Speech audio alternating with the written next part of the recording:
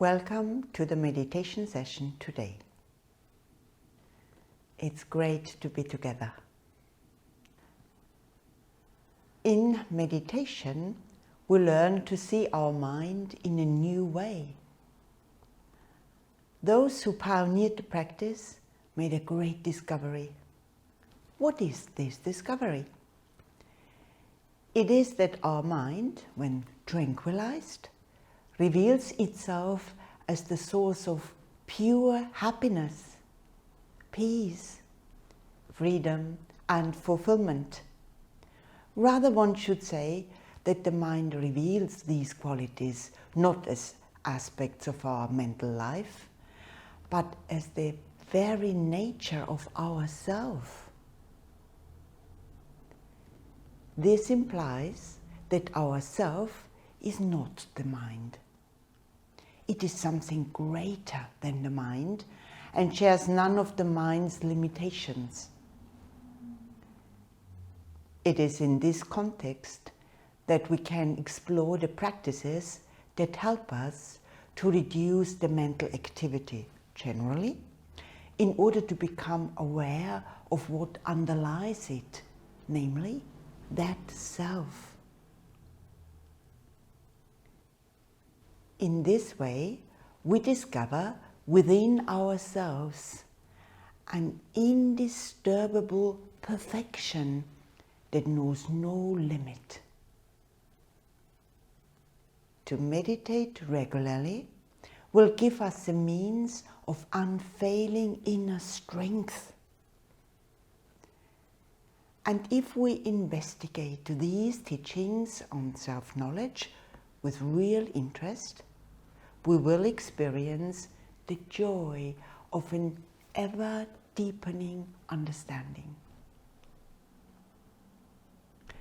This does begin as a mental exercise because we want to get the best out of our mind and put the best into it.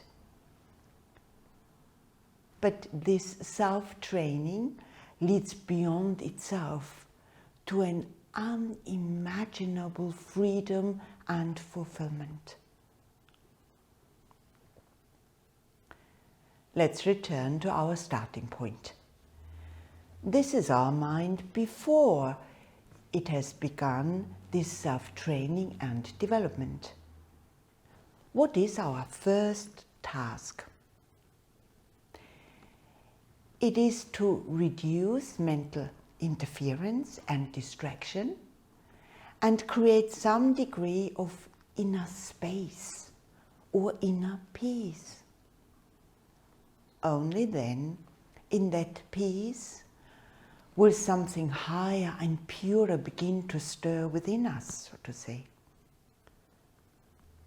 The effort we have spoken of is a special one. It involves evaluating and directing our own mental activities, our thoughts. It is learning to train our mind in a special way. And this has been called applying our thought force consciously.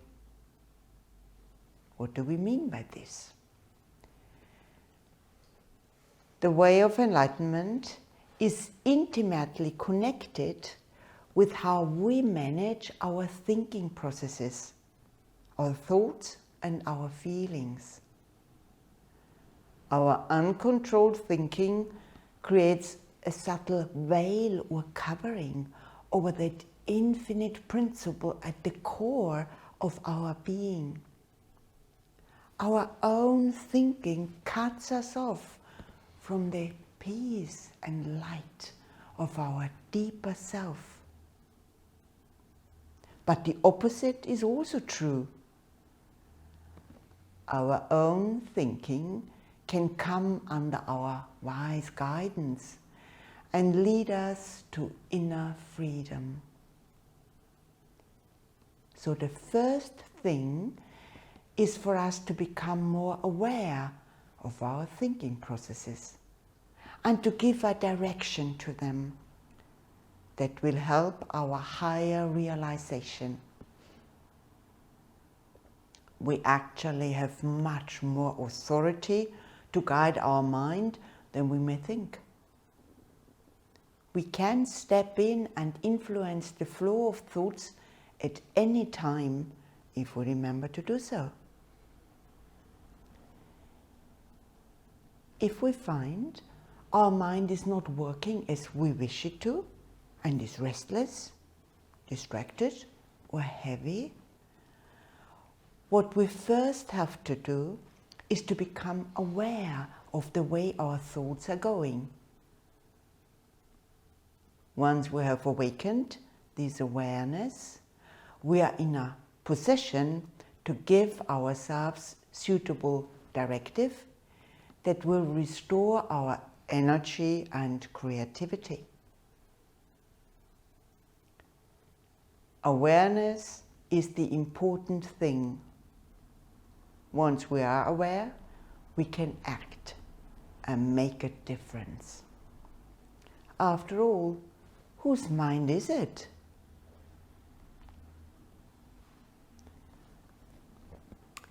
Actually, any degree of control over our mind is an advantage. And we can practice this principle of applying our thought force consciously in a very down-to-earth way. It's not just relevant to meditation. For example, we can decide that for 1 minute we will think of one chosen topic, and then for the next minute we choose something else, switching off completely thoughts related to topic 1. I thought we could try this now. For the next minute, let's think about grass.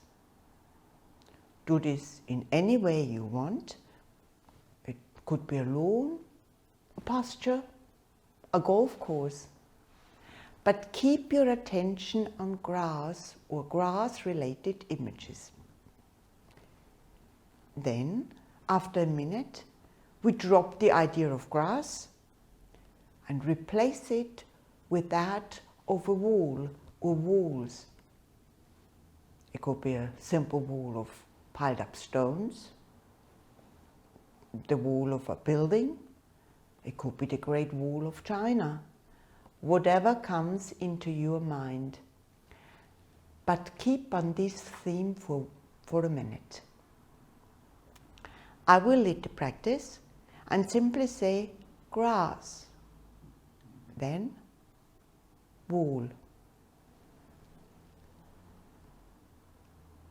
grass,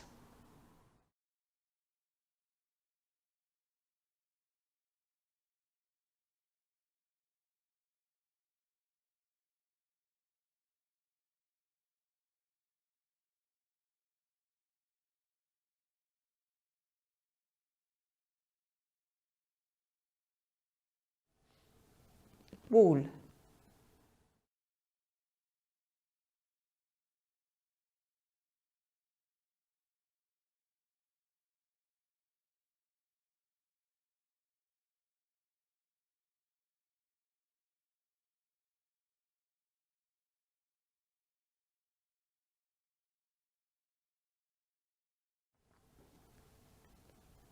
good.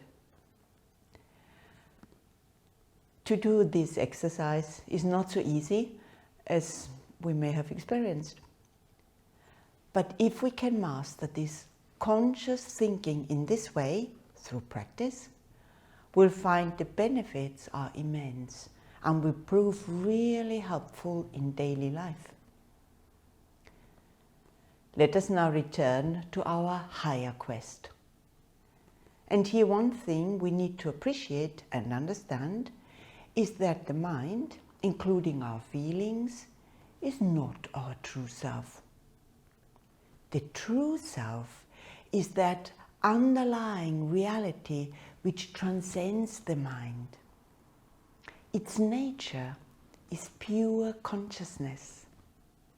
This consciousness is the ultimate and indispensable source of our conscious experience. Body and mind are in a certain sense instruments of that supreme power. And our mind can learn to gain a sense of direction from that power. An important part of this process is that meditation will help us to view our inner life objectively, from a deeper standpoint.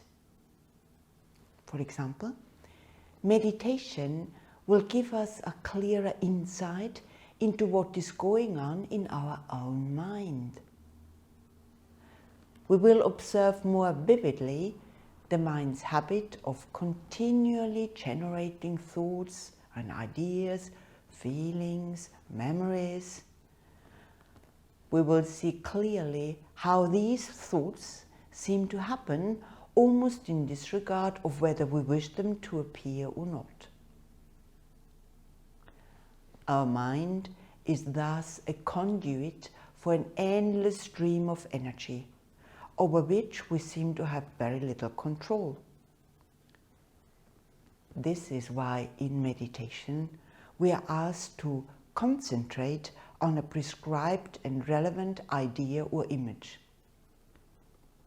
This concentration will be our means to check our mind from being carried away by irrelevant thoughts. These irrelevant thoughts are really only the result of our habit of unconscious thinking, that is, of not applying thought force consciously. With training, we can achieve great inner alertness.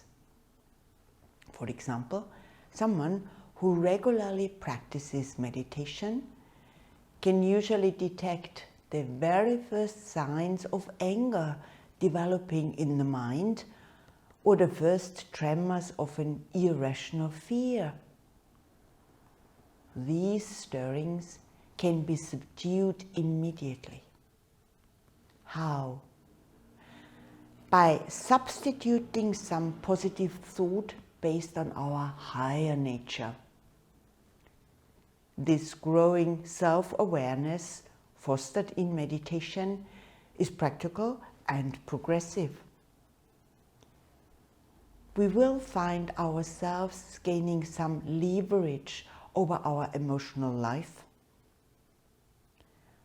Our feelings can be guided so that they serve our true welfare and lose their power to lead us into misery and frustration. How again can such self-mastery be brought about? Through practice and through a deepening understanding of the fundamental fact that our true self is different from the body and the mind. It is that independent and infinite perfection that underlies our experience all the time in eternal peace and freedom. This achievement is brought about gradually, not forcefully. Even in the course of one meditation session, there is a gradual lead-in, so to say. We are given preliminary practices to help create inner calm. And once we have calmed ourselves down and are reasonably relaxed, yet alert, it does become possible to introduce a particular idea or creative sentiment that the mind can focus on and develop. This will result in due time in the emergence of the higher faculty latent in our mind, through which the depth and richness of meditation will become apparent in our own experience. Well, friends, what has been said may make more sense when we turn to our actual practices, which is now. So, let us adjust our posture.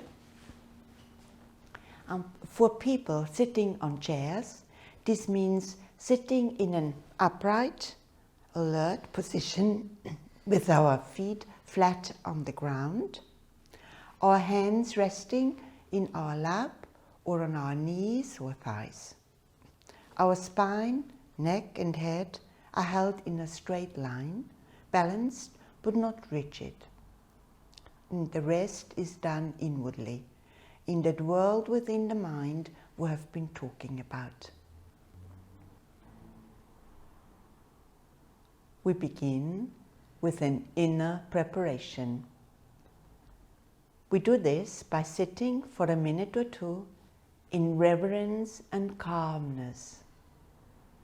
Reverence signifies our recognition and appreciation of the value of the teachings connected with meditation. Calmness, because serenity, not excitement, is the hallmark of the way of wisdom. So for a few moments, we sit in calmness and reverence.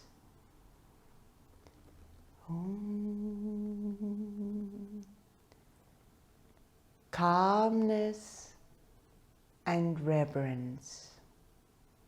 Om.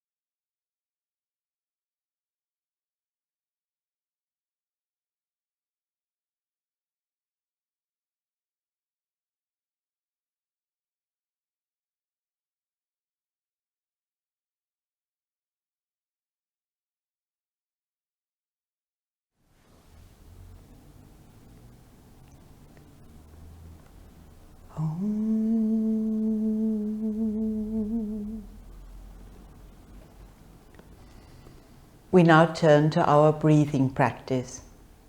I'll describe the practice and then briefly make 1 or 2 points about it before we do it together. Turn your attention to your breathing. Breathe a little more deeply than usual. As you breathe in this way, say to yourself the word light. The word light in this context means the light of consciousness, the consciousness under which we live, think and meditate. Remember, we said before that the nature of the self is pure consciousness. This is what we are affirming in this breathing practice when we say the word light. The deeper breathing will have a calming effect, and in affirming light, we are reminding ourselves of the ever-present source of our experience. So the practice is, turn your attention to your breathing process. You breathe a little more deeply than usual. And as you breathe in this way, say to yourself the word light. And we'll do this for 4 to 5 minutes. Om.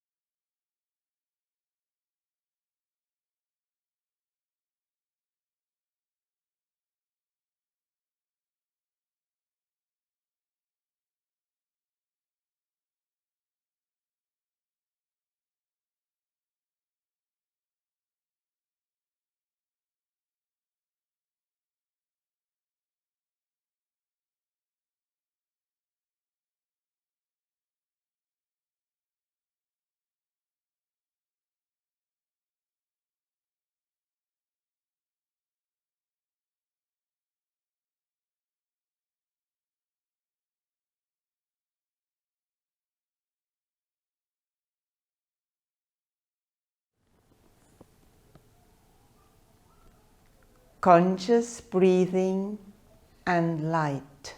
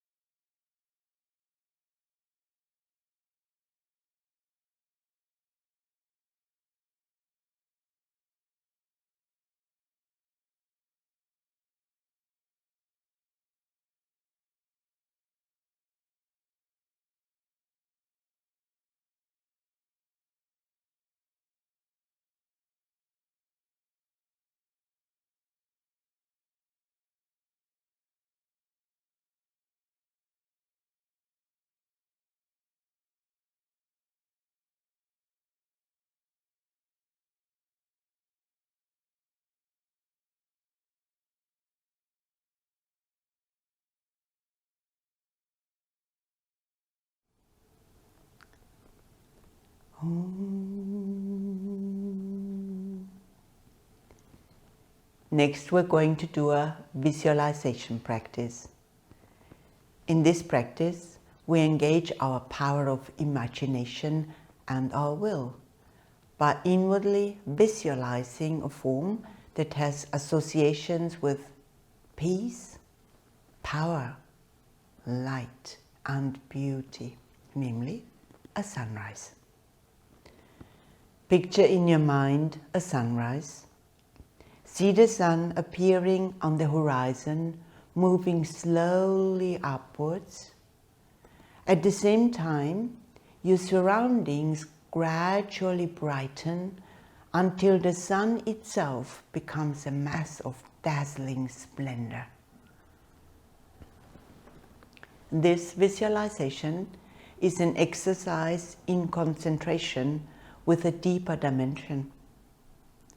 Just as the outer light of the sun enlivens and lights up the world, so does the light of consciousness give life and light to our body and our mind. So in our practice, we're going to use our imagination to create the picture of a sunrise and our will to keep that picture before us. So let's do the practice together. Picture in your mind a sunrise with all its beauty and splendor and its changes of color. See the sun appearing on the horizon, moving slowly upwards. At the same time, your surroundings gradually brighten until the sun itself becomes a mass of dazzling splendor. Let us spend 4 to 5 minutes on this visualization.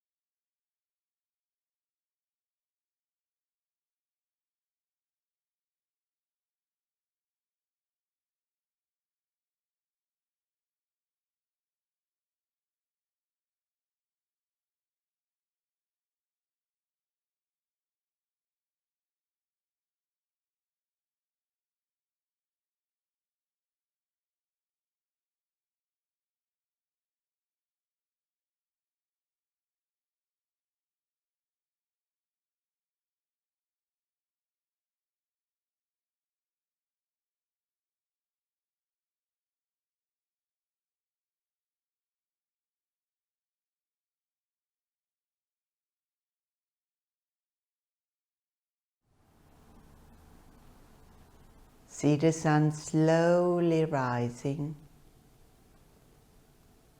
the surroundings slowly brightening.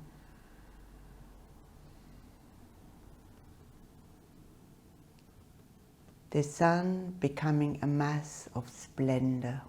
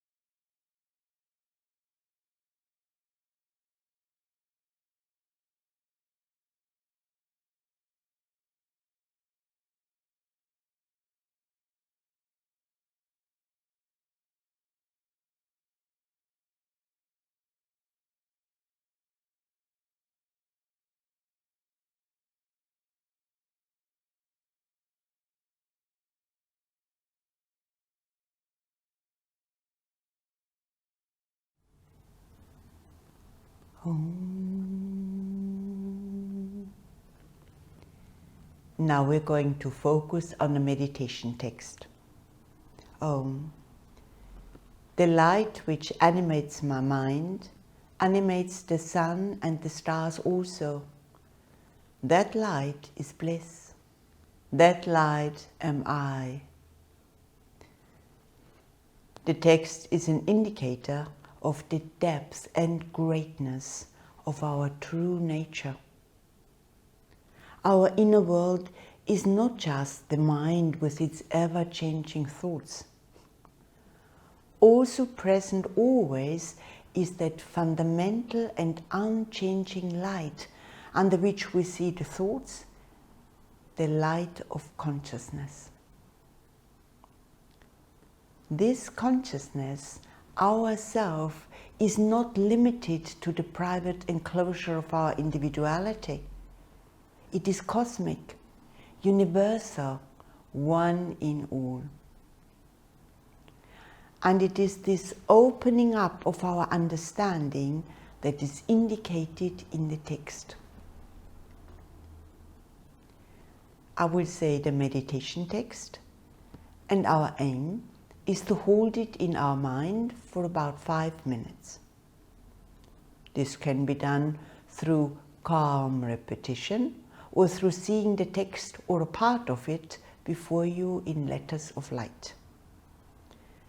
But however you do it, try to keep the text in focus and be patient. You have the capacity for deep and illumined meditation. It just takes practice. So let's do the meditation together now.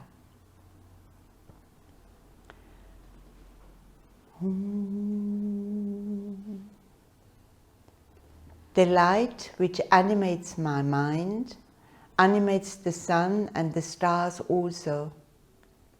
That light is bliss. That light am I. Om.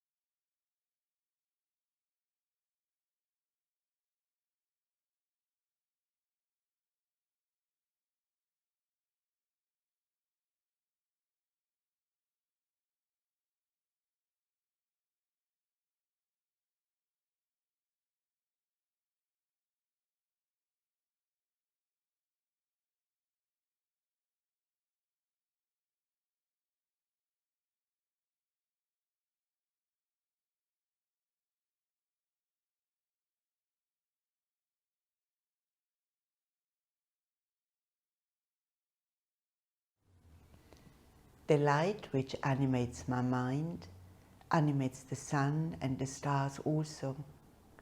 That light is bliss. That light am I.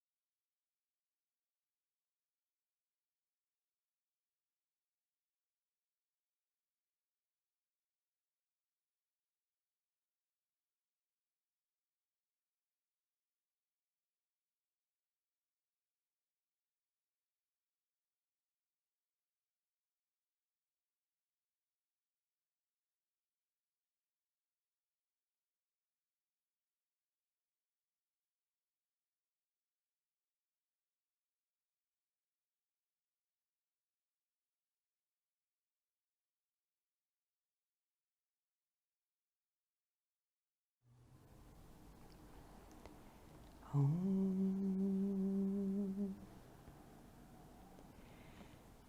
remember we referred to the principle of using thought force consciously. Another aspect of thought force is that our thoughts have an influence that goes far beyond our personal thought world. If our thoughts are based on the universal wisdom, they serve as a powerful good. And in order to spread this good influence, we conclude our practice session by devoting 1 or 2 minutes to consciously applying our thought force to the good of all beings. We will do this by sending out thoughts of peace and goodwill to all without exception. Let us do this together now. Om.